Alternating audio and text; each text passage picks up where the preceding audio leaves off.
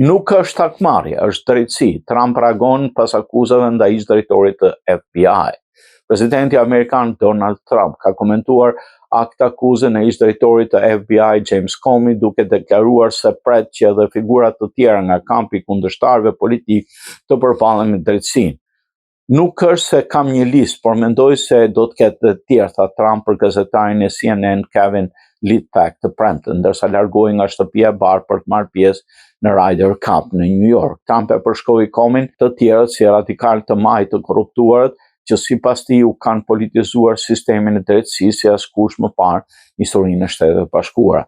Ajo që kanë bërë është e tmerrshme. Unë shpresoj që të ketë edhe të tjerë të akuzuar, sepse nuk mund të lejojmë që kjo të ndodhë në një vend si ky, shtoi ai. Departamenti i Drejtësisë akuzoi zyrtarisë James Comeyn të enjten vetëm pak ditë pasi Trump kishte kërkuar publikisht që ai të ndiqej penalisht. Kjo lëvizje u shoqërua me largimin e një prokurori që kishte kundërshtuar akt akuzën, një hap që u interpretua gjërësisht si përpjekje e paprecedent për ndëshkuar kundërshtarët politik të presidentit. Comey përballet me 2 akuza për deklarata të rreme para Kongresit.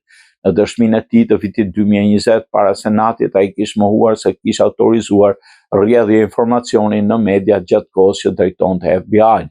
Sipas akt akuzës, Comey kishte autorizuar një kontakt shërbente si burim anonim për raportime mediatike gjatë hetimeve për fushatën e vitit 2016. Duke folur për rastin, Trump u shpreh se provat ndaj Comeyt janë të qarta, është një rast i thjeshtë. Ai gënjeu, ai dinte rëndësinë e pyetjes që u bë në Senat dhe mendoi se do t'ia hidhte pa u kapur, po u kap, tha Trump.